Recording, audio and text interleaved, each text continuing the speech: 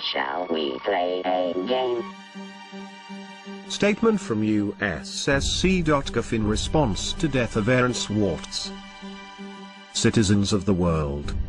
Anonymous has observed for some time now the trajectory of justice in the United States with growing concern. We have marked the departure of this system from the noble ideals in which it was born and enshrined. We have seen the erosion of due process, the dilution of constitutional rights, the usurpation of the rightful authority of courts by the discretion of prosecutors.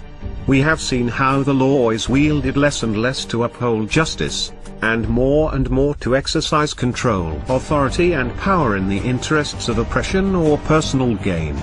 We have been watching, and waiting. 2 weeks ago today, a line was crossed. 2 weeks ago today, Aaron Swartz was killed. Killed because he faced an impossible choice. Killed because he was forced into playing a game he could not win, a twisted and distorted perversion of justice, a game where the only winning move was not to play. Anonymous immediately convened an emergency council to discuss our response to this tragedy. After much heavy-hearted discussion, the decision was upheld to engage the United States Department of Justice and its associated executive branches in a game of a similar nature, a game in which the only winning move is not to play. It hasn't learned. Is Aaron going to make it play itself?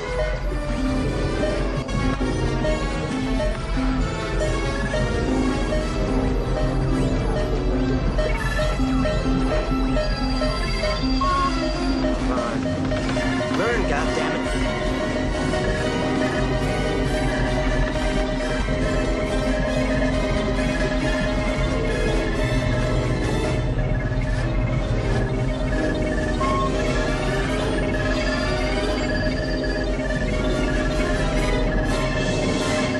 Greetings, Professor Falcon. Strange game. The only winning move is not to play.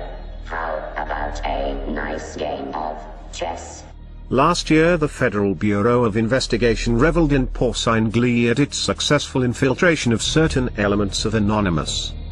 This infiltration was achieved through the use of the same tactics which led to Aaron Swartz's death.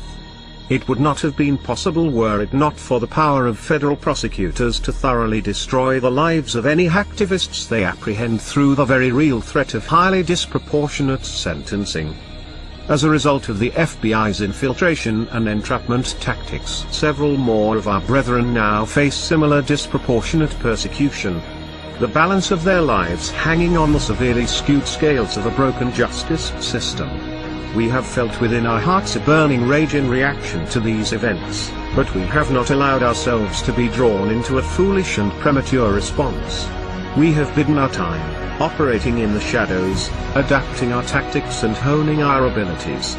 We have allowed the FBI and its masters in government, both the puppet and the shadow government that controls it, to believe they had struck a crippling blow to our infrastructure, that they had demoralized us, paralyzed us with paranoia and fear. We have held our tongue and waited. With Aaron's death we can wait no longer. The time has come to show the United States Department of Justice and its affiliates the true meaning of infiltration.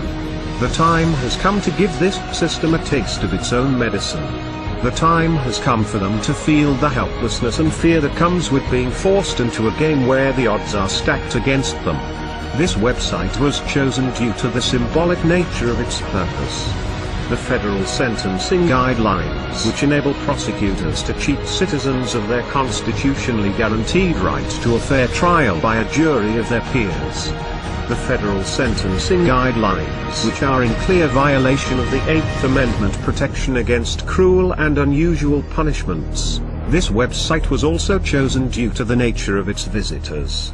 It is far from the only government asset we control, and we have exercised such control for quite some time.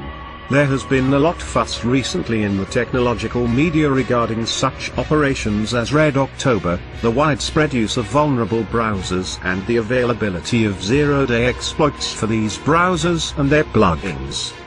None of this comes of course as any surprise to us.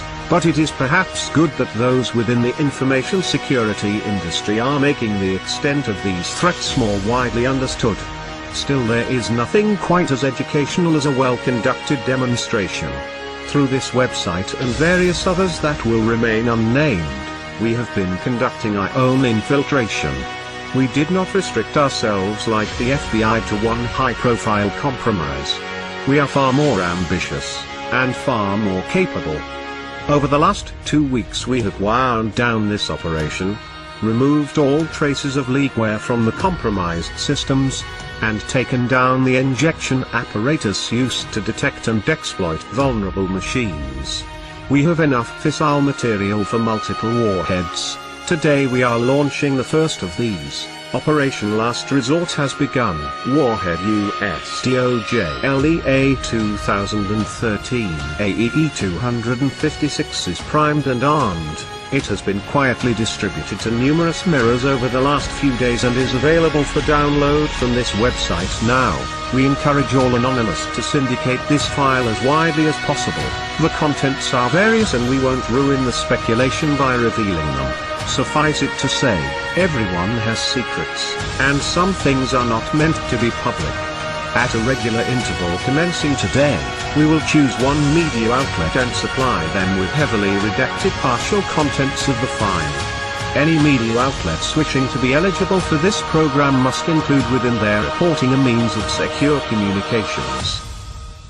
We have not taken this action lightly nor without consideration of the possible consequences, should we be forced to reveal the trigger key to this warhead. We understand that there will be collateral damage. We appreciate that many who work within the justice system believe in the principles that have been lost, corrupted, or abandoned, that they do not bear the full responsibility for the damages caused by their occupation.